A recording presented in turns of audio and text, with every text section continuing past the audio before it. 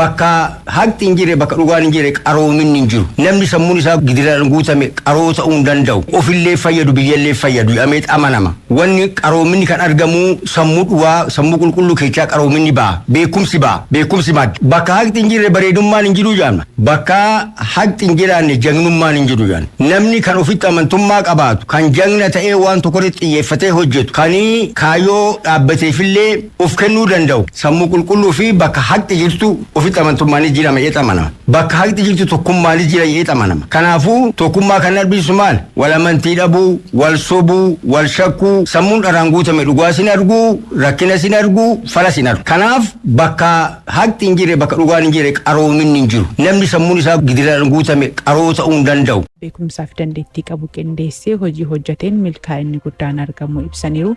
Roobee Abarraa gabaasa dabalataa qabdi. Agarsiisa qindeessummaa biiroo kominikeeshinii mootummaa naannoo Oromiyaatiin qophaa'e kanarratti magaalaa Shaggar dabalatee seektaraaleen naannoo Oromiyaa raawwii hojii waggoottan torban darban dhiyeessaniiru. Agarsiisicharratti Afyaa'ii Caffee Oromiyaa Aadde Sa'aadaa Abdurrahmaan hooggantoonni olaanoo federaalaa naannolee fi akkasumas qaamoleen hawaasaa garaagaraa hirmaataniiru. Afyaa'iin Caffee Oromiyaa Aadde Sa'aadaa Abdurrahmaan agarsiisni kun milkaa'inoota waggoottan torban keessatti argaman ifatti uummata hubachiisuu keessatti gahee guddaa kan qabu ta'uu himan. Mootummaan paartii badhaadhinaa hundeeffama isaarraa qormaatilee keessaa fi alaa qolachuun biyya gara badhaadhinaatti ceete ijaaruuf karoora qabate gochatti jijjiiraa kan jiru ta'uu simaniiru. Itti dabaluunis cabiinsa gama hawaasummaa dinagdeef siyaasaa furuuf xiyyeeffannoo kennamee hojjetame milkaa'inni argamu siman. Karaa hawaasaaf hubannoo uumuu danda'uun waan hojjetame hunda qindaa'ee kan itti dhiyaateedha.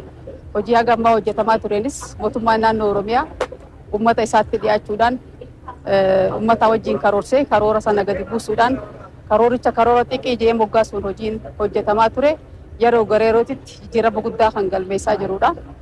Guyyaa har'aan tanas hojii hojjetamaa ture kana keessaafuu barii jijjiiramarraa kaasee hojiin hojjetame kan ittiin daawwatamaa turedha. Qabeenya uumamaa qabnutti fayyadamuun jijjiirama bu'aa irratti hundaa'ee fiduun hirkattummaa diinagdee jalaa bahuun akka danda'ames Aadde Sa'aadaan eeruun diinagdee damdaneessa caalaatti milkeessuuf hunduu irratti hirmaatee gahee isaa bahuu akka qabus dhaamsa isaanii dabarsaniiru.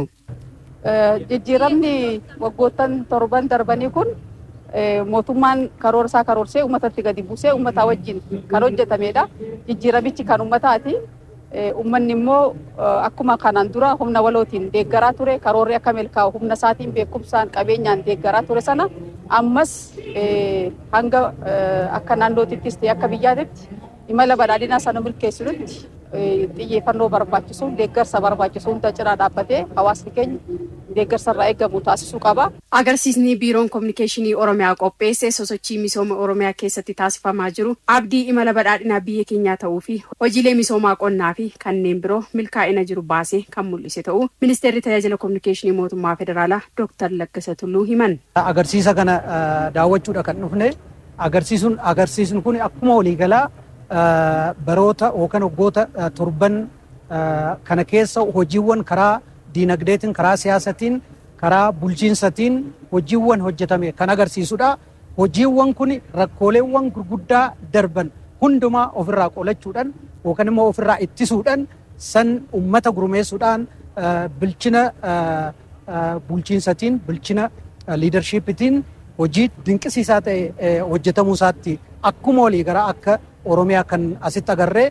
Hoogganaan biiroo kominikeeshinii Oromiyaa obbo Haayiluu Addunyaa biyyi kun hooggansa yaadee karoorsee milkeessuu argachuun milkaa'ina barbaadamu galmeesseera jedhan. Biiroon kominikeeshinii Oromiyaa dilbii Oromiyaan qabdu kunuunsuu fi dijitaalessuun hojii milkaa'ina qabu hojjechaa kan jiru ta'uu kan eeran obbo Haayiluun hanqina kuusaa ragaalee furuun qorannoof akka tajaajiluuf kan taasifamedhas jedhan. Bara kanas seektaraaleen mootummaa raawwii waggaa torbaa karaa ifa ta'een hawaasaaf beeksisuu fi ragaaf kaa'uun galma waloo milkeessuu fi akkasumas mootummaa cimaa ijaaruuf waadaa gochatti jijjiiraa naannoo keenya fakkeenya gochuuf hojjetamaa jira jedhan. Hojiiwwan gama misooma baadiyyaatiin, gama misooma magaalaatiin, gama misooma hawaasummaatiin akkasumas gama investimentiitiin hojiiwwan gurguddoo hojjetaman uummatatti beeksisuu fi uummanni immoo injifannoowwan kana ijaan argee daawwatee hubatee injifannoo isaa akka tikfatu injifannoo lakkaa'ee akka beeku kan itti aanus immoo hojiiwwan gara fuulduraatti mootummaan naannoo Oromiyaa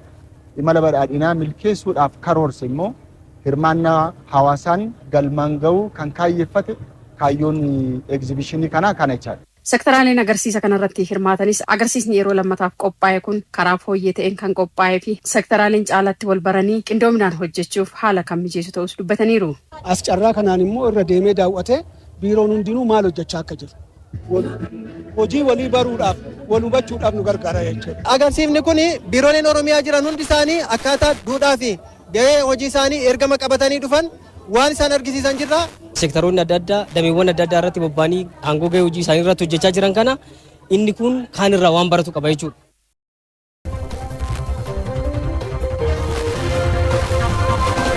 Manni murtii aadaa tajaajila haqaa jiraattota hawaasaaf kennu keessatti gahee olaanaa qabaachuu himamee hundeeffama mana murtii aadaatiin wal qabatee carraawwan jiran adda baasanii beekuun tarkaanfilee itti aanuun fudhatamuuf baay'ee murteessaadhas jedhameera.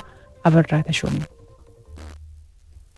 Dhaabbilee tajaajila seerummaa kennan amalaa fi kaayyoo adda addaa qaban kan jiran yoo ta'u dhaabbilee kanneen keessaa tokko mana murtii aadaati. Manni murtii aadaa tajaajila abbaa seerummaa jiraattota yookaan hawaasaaf kennuu keessatti gahee olaanaa qaba. Tajaajila abbaa seerummaa mana murtii aadaatiin wal qabatee yaadota wal faalleessan lama gama hayyootaan kan ka'an yoo mul'atan inni tokko yeroo sochiin siyaas-dinagdee addunyaa ammayyaa'ee jiru kanatti manni murtii aadaa tajaajila abbaa seerummaa kennuuf ga'umsa hin qabu kan jedhudha. Inni biraan ammoo yeroo ammayyaa kana keessatti adeemsi salphaa wal dhabdee hiikuu danda'u kan akka mana murtii aadaatu hawaasa qaroomeef mala kan jedhudha. Sababoota garaagaraa eeruun manni murtii aadaa biyyoota Afrikaa keessatti jajjabaachuu akka qaban qaamoleen garaagaraa ni ibsu. Sababni inni jalqabaa manguddoota Afrikaa fi hayyoota barnootaatiin kan ka'u yoo ta'u isaanis manni murtii aadaa qabeenya aadaa Afrikaan qabduu fi Afrikaanonni harka caalmaan jiran qabatamaan kan ittiin gargaaraman waan ta'eef jajjabaachuu qaba kan jedhudha. Gurmaa'insii fi caaseffamni mana murtii aadaa kunis duudhaa hawaasaa keessaa maddu irratti hundaa'uu kan qabu yoo ta'u dhaddacha mana murtii aadaa kanarratti kan taa'an akka uumee sirna abbaa gadaatti jaarsolii aadaa safuu fi afaan Oromoo beekan akkasumas nama amma duraa himatamee adabamee hin jirredha. Akkasumas ammoo jaarsummaan nama araarsuun kan beekaman nama jaallatamaa fi kanneen dhaddacharra ta'anis namoota shanii gadi hin taanedha. Manni murtii aadaa kun dhimmoota maatii hunda kan ilaalu yoo ta'u keessattuu dhimmoota gaa'elaa fi maatiif xiyyeeffannoo kan kennee hojjetudha. Gama yakkaatiin ammoo dhimmoota sasalphoo jedhamanii fi mootummaadhaan himannaan hin dhiyaanne ilaaluun kan araarsu akka ta'etus himama. Abbaan gadaa Maccaa fi walitti qaban gumii abbootii gadaa Oromoo abbaan gadaa Warqinaa Tarreessa manni murtii aadaa dhaloonni duudhaa fi safuu beekuudhaan akka guddatuuf sirna gadaa akka baruufis gahee guddaa qabaachuu dubbatu. Uummanni duudhaa fi safuu isaatti akka deebi'u dhaloonni duudhaa fi safuu isaatti akka deebi'u dhaloonni sirna gadaallee akka baratu bu'aan mootummaa jijjiiramaa keessaa uummanni Oromoo argate keessumaa mana murtii aadaa jijjiirama kana keessaa argate. Lammaffaa sirni gadaa barnoota keessa galee barnoota idilee keessa galee dhaloonni duudhaa fi safuudhaan akka guddatu akka biyya baru akka eenyummaa isaa baru akka seenaa isaa baru akka maalummaa isaa baree namni dhaloonni tokko duudhaaf safuu Oromoon qabu akka inni baratullee kana irraa argannedha. Inni bara kana mul'achaa jiru immoo waan hadda ta'e macaala immoo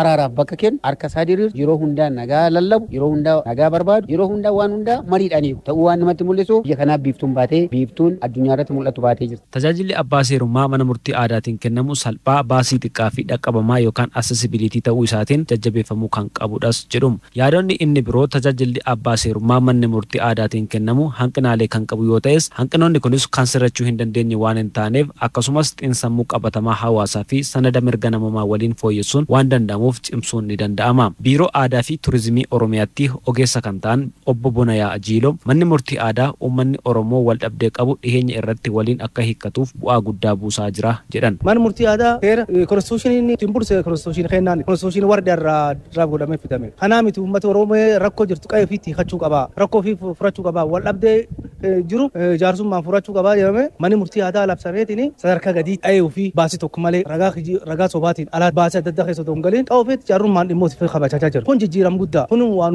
abbootiin ta'an duraan itti hojjetaa turte ammas ittiin hojjechaa jira. Kun kabaja guddaa. Hundeeffama mana murtii aadaa seera aadaatiin wal qabatee carraawwan jiran adda baasanii beekuun tarkaanfilee itti aanuun fudhatamuuf baay'ee murteessaadha. Manni murtii aadaa akka hundeeffamuu fi kanneen hundeeffamanii jiraniif beekamtiin kennamuu fi akka qabu heera mootummaan kan ibsame yoo ta'u sirnii fi aadaan wal dhabdee hiikuu hawaasa keessa jiraachuun carraa guddaa hundeeffama mana murtii aadaaf haala mijeessudha. Barnoota gadaa barachaa guddachuun dhalootaas ammoo hubannoo sirna gadaa irratti qaban gabbifachuuf kan dandeessisu waan ta'eef xiyyeeffannoon kennamuufiin daran dabaluu qabaas jedhan. Kan biraatiin barnoota gadaa fudhachuu ilaaluu dandeenya. Barnoota gadaa kutaa jalqaba irraa kaasee kutaa 8 barachaa jiru. Kun qabaanti akka PhD sirni gadaa barsiisaa jiru. Yuunivarsiitootii dhaabbileen barnoota olaanoon hedduun isaanii duraan hin turre dhimmi kun. Amma durii man barumsa deemnee saayinsii westernii jalla barachuu maani callaa otoo hin ta'in aadaan ijoollee jijjiirama jiruuf jijjiirama keessaa magaalaa galaa waan deemuuf barumsa keessaatti akka aadaa fi adoon irraanfannee aadaa waliin guddatu godhuu fi hojiiwwan gam kanaan hojjetam jijjiirama guddaa fidee jira. Namni tokko himannaa yookaan komii yoo qabaate jaarsoliin guyyaa gaaddisa jala taa'antu jira. Gaaddisa kanatti dhiyaatee iyyata isaa kan galmeeffatu yoo ta'u namni himannaa dhiyeessu yoo fedhe afaaniin yookaan ammoo barreeffamaanis dhiyeessuu kan danda'udha. Gara caalus namni himatu afaaniin waan isarra ga'e jaarsolitti himachuun akka ilaalamuuf gaafata. Yoo walii galee beellama qabatee kan dhiyaatu yoo ta'u dhaddachatti dhiyaatee deebii kennee wal falmuu osoo hin taane akka aadaatti koratu jira. Jaarsa murtii kennutus jira. Kan waakkatus taanaan kakuun yookaan dhugoodhaan ilaaluun ollaa gosaa fi fira itti baasu. Yakka himatameef yoo adabe qarshiin adabamuu danda'a yookaan ammoo dhiifama akka gaafatu gochuunis